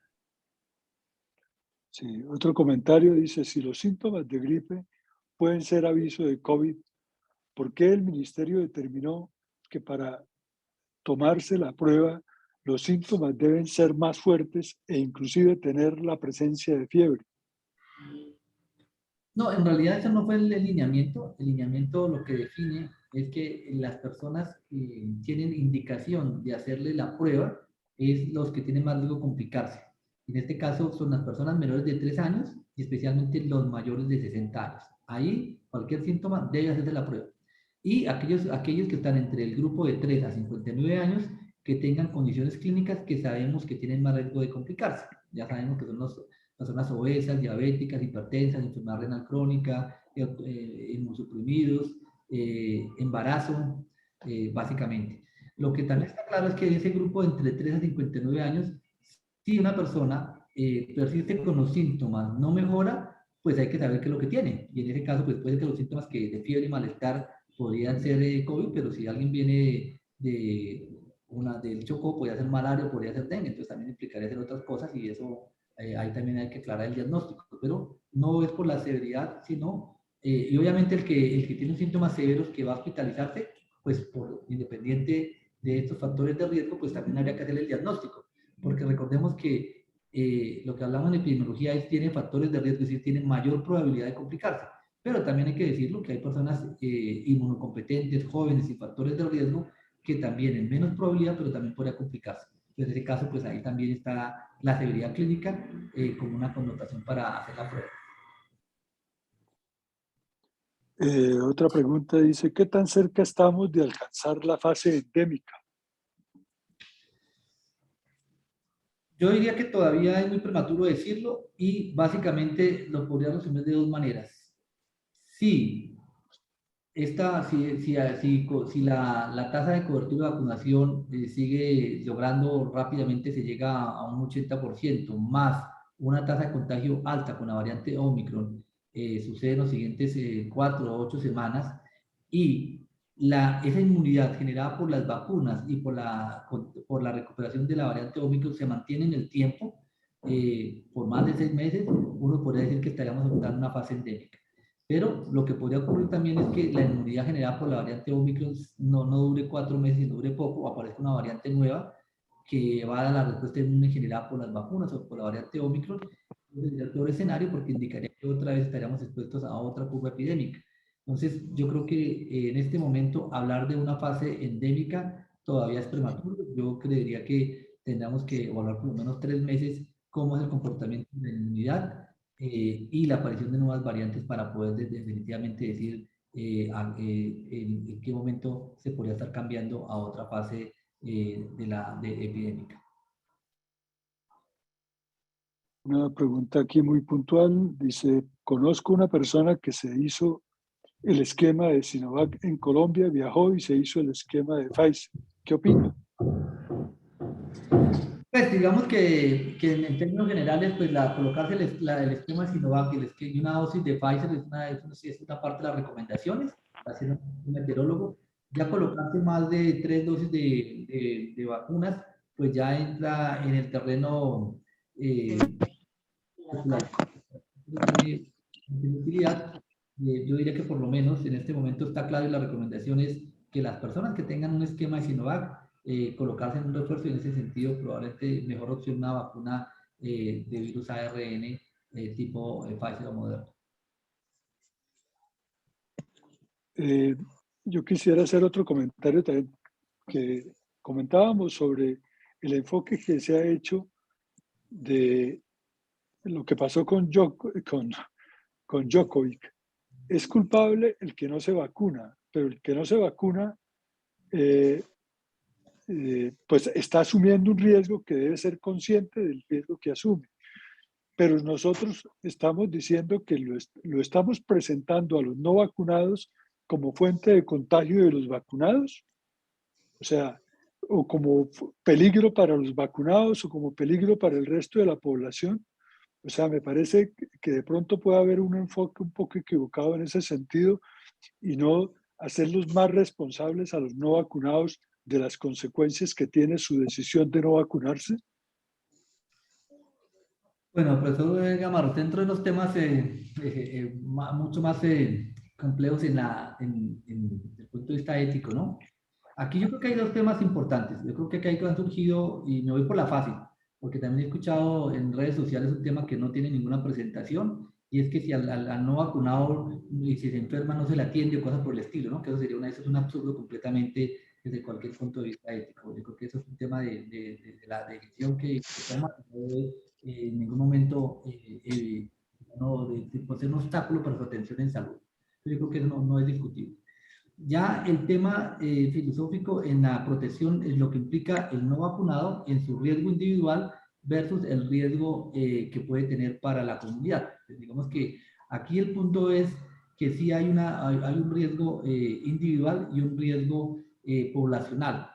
No es lo mismo que una persona decida no cuidarse a pesar de que tiene diabetes y terminar con una enfermedad renal crónica, y ustedes que son expertos saben mejor que yo eso, y pues un riesgo de complicación de él, ¿cierto? Pero cuando ese riesgo individual afecta a la población, porque si yo no me vacuno, definitivamente esa persona tiene riesgo de contagiarse, tiene más riesgo de contagiarse, eso es verdad, y es, biológicamente, si tiene más riesgo de contagiarse, potencialmente va a tener más riesgo de generar variantes, eso también es verdad, biológicamente.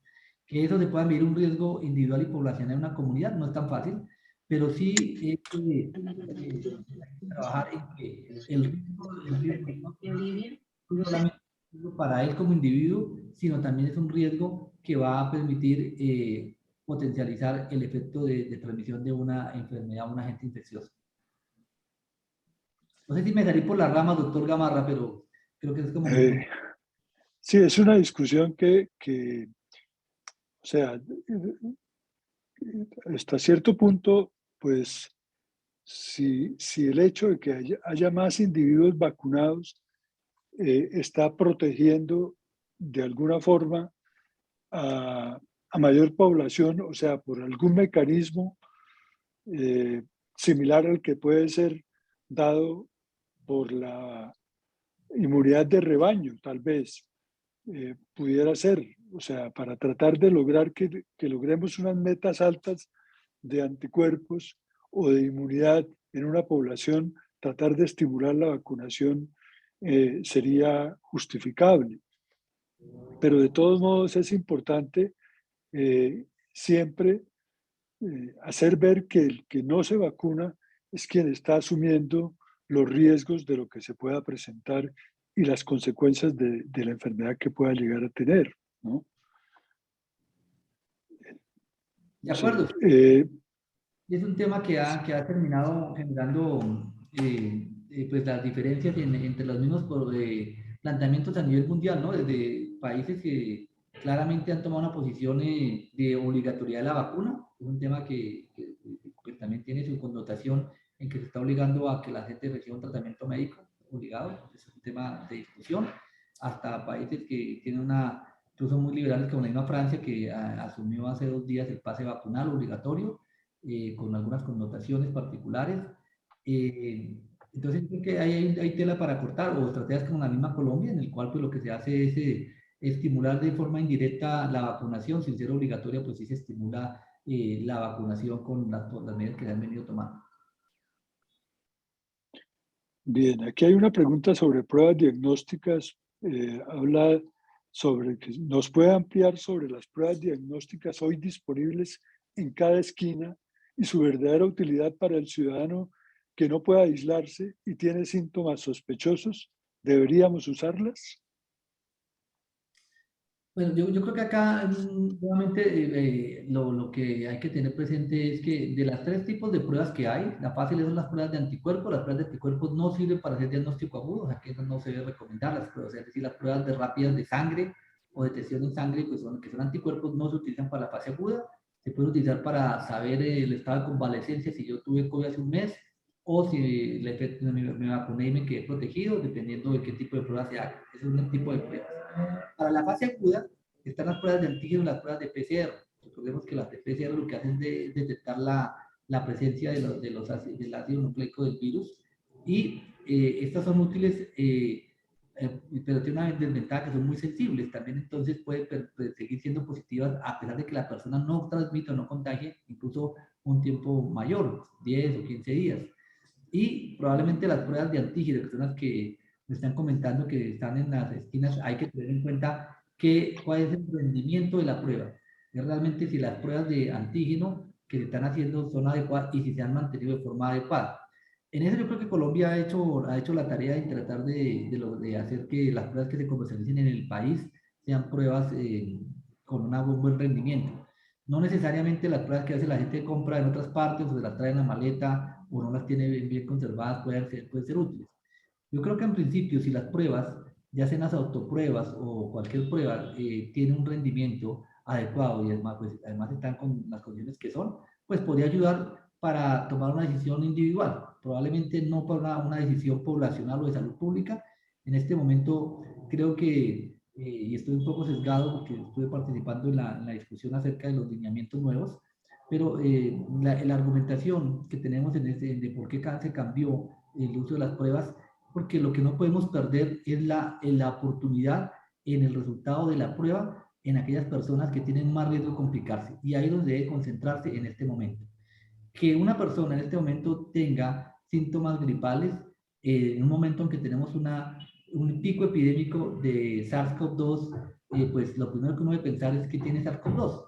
Pudiera ser un rinovirus o pudiera ser una influenza o una reacción alérgica, pero en este momento, por precaución, hay que pensar el peor escenario, y por eso la decisión es que el que tenga síntomas se aísle, más que hacer una prueba. Si se puede hacer la prueba, y esta prueba, pues recordar que debe ser entre más rápido mejor, porque entre más rápido del inicio de los síntomas tienen mayor sensibilidad. Y sobre las pruebas también preguntan, ¿por qué las pruebas son tan costosas? Situación de mercado, desafortunadamente entre más demanda haya y poca oferta, pues al final termina colocándose en una situación particular. Desafortunadamente los reactivos de las pruebas no lo hacen de todas partes, y al final es fácil que las pruebas, sobre todo las pruebas de PCR, que además tienen un proceso complejo, pues se empiezan a subir de precio. Las pruebas de antígeno podrían ser mucho más baratas, pero depende de la situación de mercado, oferta y demanda, como todo, ¿no? Se ha descrito también que el COVID se puede asociar con influenza. En esos casos, ¿la enfermedad es más grave?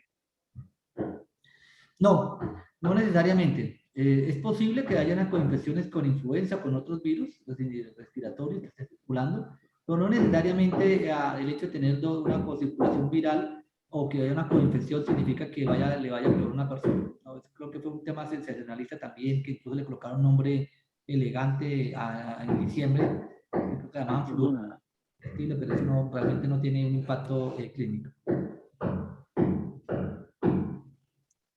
¿Por qué llamamos vacunas a lo que no están aplicando para el COVID-19 si lo que realmente crearon es un paliativo que el virus no nos ataque fuerte y necesitamos 1, 2 o tal vez 4 dosis? No, yo creo que el concepto de que sea una vacuna sí es vacuna. Digamos que el punto es con respecto a qué estamos hablando de vacuna, respecto a la efectividad, al desenlace. Entonces yo sí creo que es vacuna, porque efectivamente previene, no previene la infección. O sea, realmente uno quisiera que previera la infección, y en ese sentido estoy de acuerdo con el que hizo la pregunta. El concepto es evitar que uno se infecte. Pero al final, el desenlace en este caso, más que la infección, es la enfermedad. Entonces también es un desenlace importante. Posible cuando tengamos vacunas que produzcan muchos anticuerpos de tipo IgA, podamos estar hablando de una inmunidad para evitar la infección. Preguntan sobre si es posible que se contagie una persona con 2 o más variables simultáneamente. Biológicamente es posible, yo creo que ese es un tema que siempre puede pasar, y de si está circulando dos variantes es posible que suceda, digamos que no lo hemos visto con otras enfermedades virales, el mismo dengue o el mismo VIH y otros que pueden tener dos variantes al mismo tiempo en un individuo, entonces lo veo posible. Muy bien. Aquí hay un comentario sobre el precio de las vacunas. Dice que en Chile, desde que partió la pandemia, el gobierno reguló el precio estándar para la prueba que tanto públicos como privados deben respetar, aproximadamente alrededor de 100.000 pesos colombianos. No sé si quiere hacer algún comentario sobre eso. Sí, Colombia también tiene regulado el precio. Colombia tiene regulado el precio, lo que paga, lo que lo regula es por la otra vía, regula con respecto a cuánto paga el sistema de salud. El sistema, si alguien quiere en particular es una cosa diferente, pero el precio de la regulación por el sistema de salud o lo que está asociado al sistema de salud está regulado el precio de pago para PCR y para antígeno. Bueno, doctor Ramírez, creo que las preguntas han sido muy variadas, de muchos temas, nos ayudaron a aclarar algunos aspectos tratados, como les decía, magistralmente en la exposición del doctor Álvarez. El doctor Álvarez en sus respuestas también nos aclaró muchas dudas a todos los asistentes. No sé si haya otro comentario, si tenemos todavía más tiempo, si usted dispondrá. Adelante, doctor Jorge. Tengo dos comentarios, doctor Gamarra. El primero, que no sé si hay un colega mío ortopedista por ahí martillando. Oigo martillo, no sé. Segunda, doctor Álvarez, Carlos, sé que en esta reunión hay varios cirujanos, me incluyo. Hoy en día con el Omicron, ¿qué prueba recomienda para un paciente que se va a llevar a una cirugía ambulatoria? ¿Y por qué esa? ¿O el antígeno o el PCR? Yo creo que vale la pena que quienes somos cirujanos tengamos un claro conocimiento de eso. Gracias. Doctor Felipe, el que está ante Matías es al lado mío, entonces va a seguir con el ruido porque está... No soy yo, pero bueno. Lo que está, sí, en realidad en este momento llevar a un paciente a cirugía, hay una posibilidad de que el paciente pueda estar contagiado y eso tiene dos connotaciones. Una connotación que ha perdido la impacto afortunadamente, pero todavía lo hay, y es pues, crear un brote epidémico en una sala de cirugía. ¿Por qué hay menos? Pues porque la gente está vacunada. Hay que decir que en algunas instituciones todavía hay un grupo de personas que no están vacunadas con refuerzo. Ese es un punto para tener en cuenta. Pero lo otro es que las vacunas, la persona que se opera, si se opera con COVID, pues tiene más riesgo de complicarse, también se ha medido.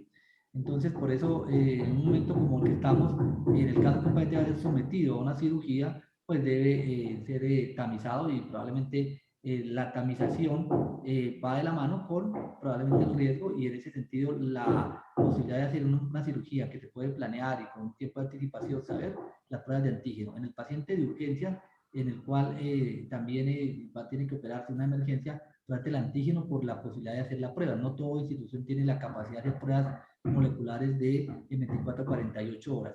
Un paciente de alto riesgo podría también utilizarse PCR para minimizar el impacto, teniendo en cuenta que la sensibilidad del antígeno es un 20% menos que la prueba de PCR.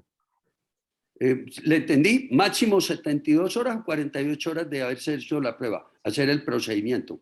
Tema de discusión, probablemente de ideal menos 48 horas, pero algunas veces no es tan fácil que en un momento como el de ahora tengamos oportunidad para que la persona tenga esa prueba, ese resultado tan rápidamente. Es posible que con antígeno sí, con PCR a veces no es tan fácil. Entonces, por eso más o menos las recomendaciones de las guías internacionales que mantienen en 48 a 72 horas.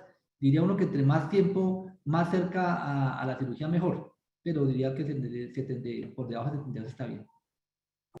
Muchas gracias, Carlos. Bueno, mire, quedan 12 minutos. No sé, hemos tenido una asistencia espectacular. Aquí estuvimos casi todo el conversatorio con los 100 participantes y pues voy a averiguar si se puede cuántos estuvieron por YouTube. Las preguntas han sido muy buenas y ni se diga las respuestas. La coordinación del doctor Gamarra, excelente. Yo no sé si dentro de los asistentes, aprovechando estos minutos, alguien en vivo y en directo quiera hacer algún comentario y pregunta rápida, y pues creo que tenemos unos minutos. Y mire allá quién nos acompaña, el doctor Diego Rosselli, que El se doctor pegó una Diego está afeitada. diciendo. Comenzó el año el decente, el doctor Diego Rosselli. Bienvenido. ¿Qué ¿Cómo así que comentarios nos empezó trae? decente? ¿Cómo así? ¿A qué se No, refiere? bien. Es que tenía una barba a final de año No, ahí envidiosa. estamos, eso todavía va igual y aquí mi pelo largo todavía.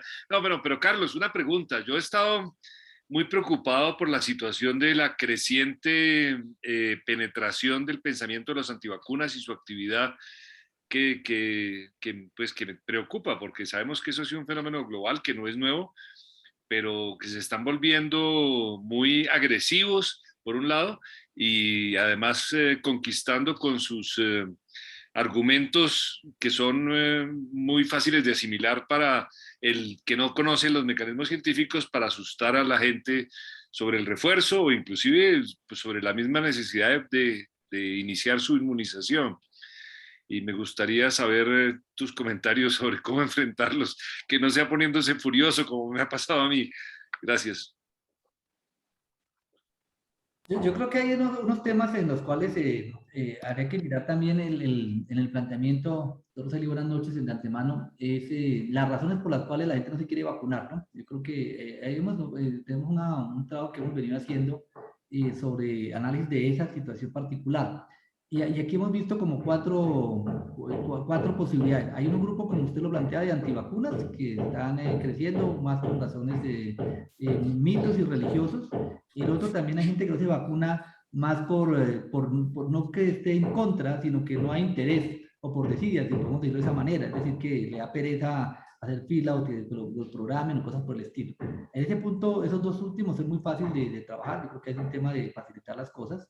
En el otro sí creo que básicamente es un tema pedagógico de alfabetización que no es tan fácil, sobre todo para ir un poco como contrarrestar, porque estos grupos tienen mucha influencia, mucho manejo de redes sociales, y yo creo que aquí también toca en la otra parte, redes sociales desde el punto de vista favorable de las ventajas de la vacunación. Entonces yo creo que ahí es como una de las maneras de contrarrestar. El gobierno va a hacer su parte con las medidas que se van tomando de restricción que conocemos, ahora con la nueva circular para los empleadores, los que atienden públicos, que son medidas que se van sumando, ¿no? Yo creo que no hay una medida mágica, sino es una sumatoria de estas medidas en la que podríamos poco a poco ir incidiendo. Hay otras preguntas que han aparecido, algunas de YouTube. Voy a leer 3 seguidos. Dice, ¿cuánto es el tiempo de aislamiento actual?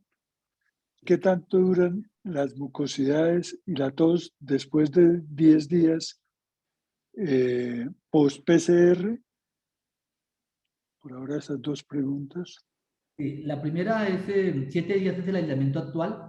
Sin embargo, tener en cuenta que la recomendación es 7 días de aislamiento, pero si va a entrar a hacer actividades, pues evitar aglomeraciones y seguir con el tapabocas. ¿Por qué? Porque la variante Omicron realmente se empieza a transmitirse más rápidamente, el pico es más temprano, antes era más entre el quinto al séptimo, ahora es entre el segundo al tercer día y cae rápidamente. Es lo que se está viendo en la dinámica viral. Pero como siempre decimos, no es que los virus lean los libros y a las 7 días, 0 minutos, el virus deja de transmitirse.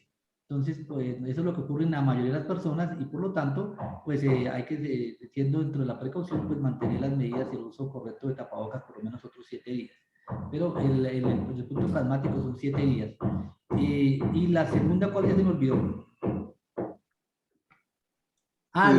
¿Qué tanto duran la mucosidad y la tos después de los 10 días post-PCR?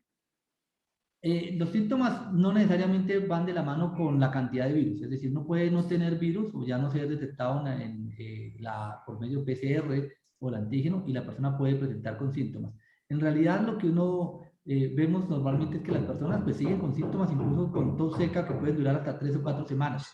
Porque en realidad cuando hablamos que a los 7 días no hay un empeoramiento de los síntomas, no que desaparezcan los síntomas, porque sí es frecuente que las personas sigan con síntomas y específicamente con tos y lo otro que también veo frecuentemente es de sensación de fatiga y astenia, ¿no? Son como tres cosas que no desaparecen tan rápidamente. Sí. ¿Es posible que una persona con esquema de vacunación completa que se infectó con la variante Omicron vuelva a reinfectarse? Pregunta difícil. Todavía está muy prematuro para decirlo, pero podría ser una posibilidad. Y como decía hace un momento, de eso depende un poco el optimismo o no, o realismo que nos veamos enfrentados. Es que tanto esa inmunidad que se genera, o incluso con las mismas vacunas, con refuerzo y después con la enfermedad natural, evite la reinfección. Yo creo que contra Omicron, contra otras variantes, eso todavía no lo conocemos a profundidad. Preguntan sobre si un paciente que muera por sospecha de COVID-19 y no se le alcance a hacer la muestra de PCR antes de las 6 horas, ¿con qué diagnóstico se carga en el RAF? Hay una posibilidad de hacer el diagnóstico con el diagnóstico clínico, en el cual si el médico tratante considera que clínicamente, epidemiológicamente es compatible con una enfermedad COVID-19, puede colocar COVID-19. Recordemos que para el RAP va la impresión diagnóstica y para la crisis del médico es el criterio que vale y hay una posibilidad de criterio epidemiológico. Entonces, realmente es un tema en que prima la decisión o la consideración médica. Otra pregunta de YouTube. ¿El refuerzo con el mismo biológico es más eficiente que con uno distinto? Pregunta difícil, pero diríamos que hay dos cosas importantes que me permite esa pregunta, doctor Gamarra. La primera es el concepto de lo que es la inmunidad o la vacunación homóloga o heteróloga. Básicamente lo que estaríamos hablando acá es que en principio la vacunación heteróloga, que no es otra cosa que con vacunas diferentes, pues está mostrando que desde el punto de vista de seguridad es similar y desde el punto de vista de efectividad hay unas combinaciones que pueden ser incluso mejores que la misma vacuna homóloga. Es decir, básicamente la combinación de vacunas que incluyen vacunas de ARN heterólogas, perdón, pueden ser mejores que las homólogas de otras marcas. Entonces diría que en este momento depende la combinación de vacunas que se haga, pero la combinación de heteróloga tiene un impacto importante y puede ser incluso igual o mejor que la combinación de una sola clase de vacunas. Si me preguntan biológicamente, uno tendría que pensar también que tendría más posibilidad de que una vacuna heteróloga sea mejor que una vacuna homóloga. Una pregunta una doctora cirujano plástica. Quisiera saber cuánto tiempo después de COVID confirmado un paciente puede recibir anestesia general para una cirugía. Una pregunta difícil, pero bueno, aquí me la hizo más fácil porque me dice un paciente con COVID complicado. En este caso, la recomendación es 7 semanas. Hay varias publicaciones que recomiendan y guías de 7 semanas. La pregunta vuelve más difícil cuando estamos hablando de un paciente que tuvo un COVID asintomático o un COVID leve. También esperamos las 7 semanas. Los que se vacunaron o se vacunaron. Antes de las vacunas se hablaba de que todos eran 7 semanas. Ahora, pues, eso es un tema que se está revisando frecuentemente.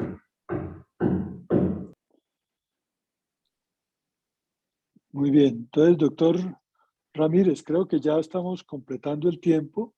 Sí, Usted tiene la palabra.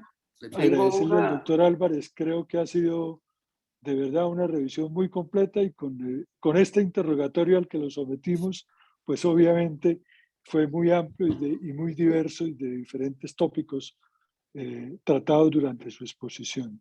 Pero creo que las dudas han sido aclaradas o por lo menos resueltas en una forma excelente por parte del doctor Álvarez. Carlos, Doctor antes de Ramírez. cerrar, sí, gracias, profesor Gamarra. Carlos, antes de cerrar, le tengo una pregunta de ortopedista.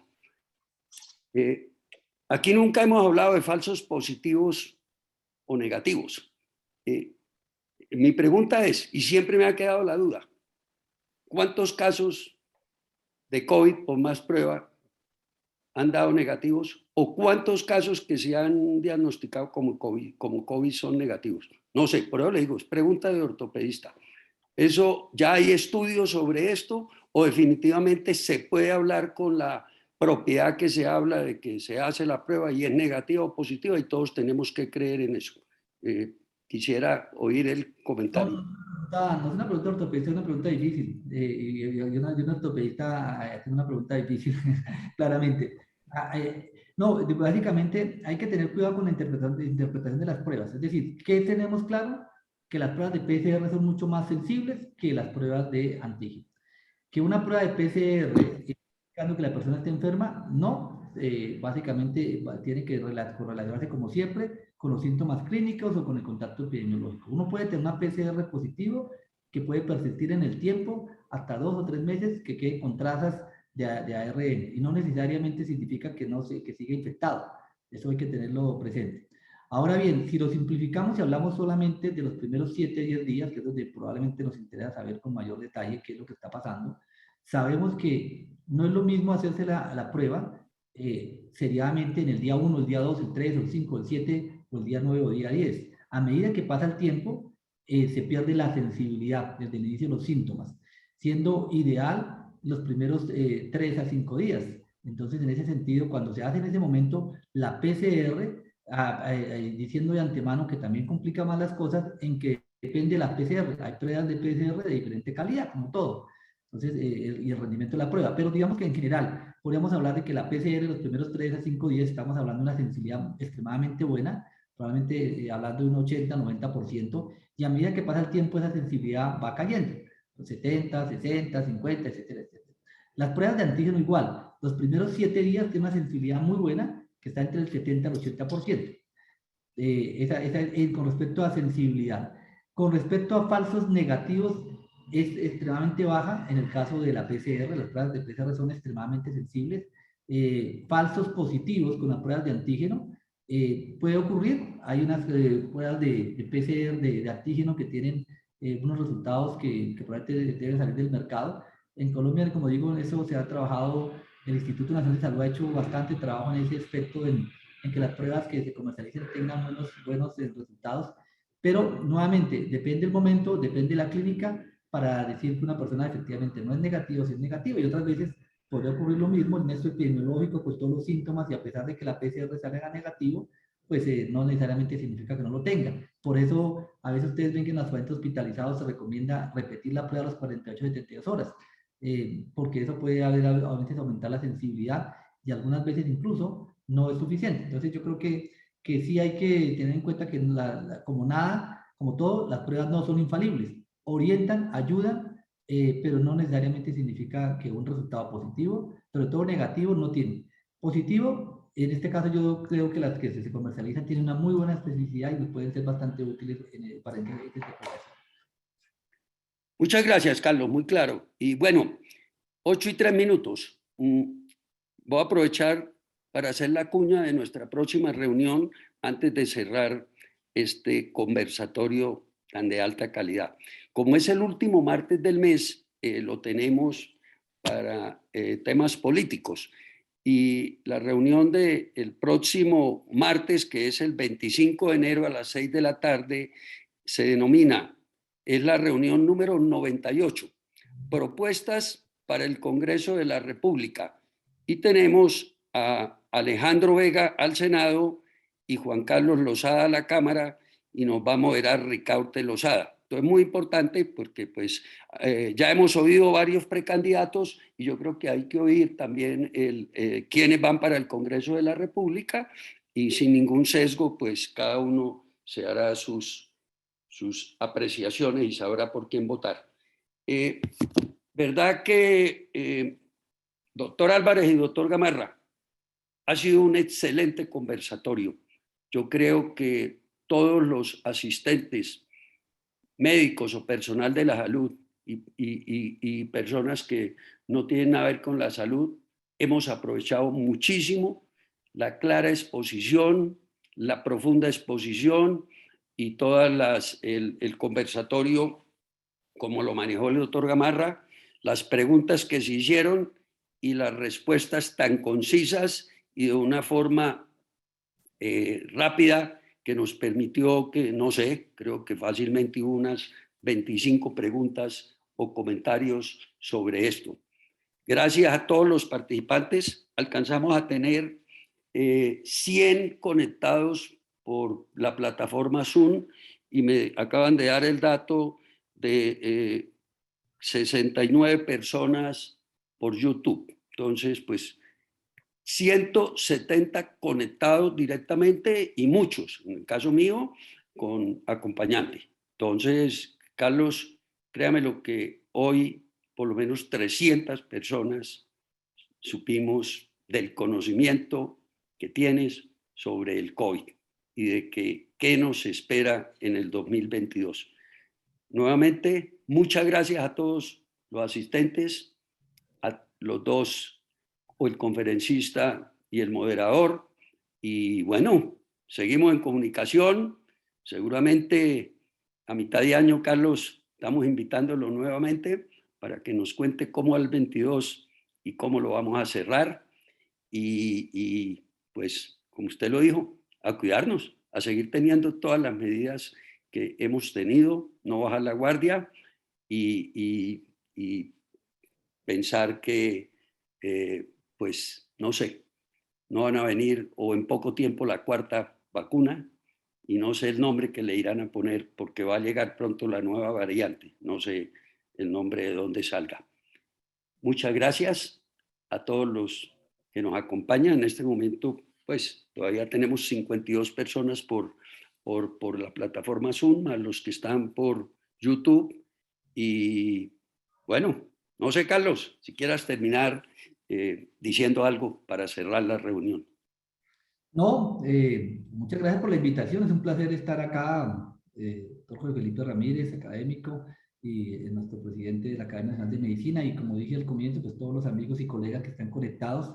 Yo solamente resaltar la importancia pues de ser replicadores específicamente en la importancia de seguir con el autocuidado y el refuerzo. Creo que es un tema supremamente clave que cada uno puede ser replicador de estos conceptos para sus allegados, sus colaboradores, amigos y familiares. Un fuerte abrazo. Gracias. Buenas noches. Buenas noches a todos, muchas gracias, excelente. Muchas gracias, Osvaldo, por toda la compañía. Muy buena la reunión. Muchas gracias, doctor Ramírez. Diego, gracias por la compañía y por el comentario. Doctor Gustavo Landazábal, secretario de la Academia, gracias por estar acompañándonos. A usted, doctor Ramírez, por la invitación, muy amable. Muchas El gracias. doctor Luis María, también académico, gracias por estar, Murillo. Muchísimas gracias, doctor Ramírez. Buen inicio de año para todos y esto continúa. Gracias, Alejandro. Un abracito. Gracias. Bueno, Enrico. Gustavo, gracias. Bueno, doctor Ramírez, muy amable, muchas gracias. Bueno, muy interesante. Sí, señor, muy interesante y muy práctica. Sí, pues, doctor Álvarez, siempre que habla da claridad, da certeza. Es algo que el país le tiene que agradecer mucho. No, pues, así es. ¿Quién está ahí con tapabocas que lo veo bien protegido? ¿Será el mío? Ah, Luis Morillo, Luis María, ¿cómo estás? Ay, tratando de mejorar, ay, poquito a poco el ojo, todavía no, le faltan unos mesecitos. Sí. No, el hospital nos puso a usar N95, porque hay altos casos ahí entre funcionarios. Entonces, pues, seguí las recomendaciones. Sí. ¿Dónde está ahorita? ¿En el hospital? No, llegué al hospital, pero como estoy con mis nietos, mejor no, me cuido de no transmitirles nada. Sí. Qué gusto verlo así, cuidándose, ¿cierto? Muy bien. Mire, en cambio el doctor Meléndez poco se cuida. Me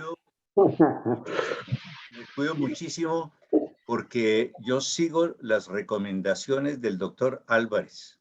Eso. ¿Y Marillán lo cuida o Al se pie de cuida? la letra. También. También. Y Sí. me cuido mucho yo. Eso. Eso. Jorge, de nuevo, Entonces, muchas gracias por esta oportunidad, por esta estupenda presentación del doctor Álvarez. Muchas gracias, doctor Álvarez. Muchas gracias a todos los organizadores, a todos los que participaron con sus preguntas. Todo esto es muy ilustrativo y muy importante. Muchas gracias. gracias, Roberto y Marillán, por la compañía y hoy sacamos muchos aprendizajes y conclusiones. Bueno, muy bien. Chao. Chao. Descansen. Bueno, Gracias. gracias. Buenas Chao.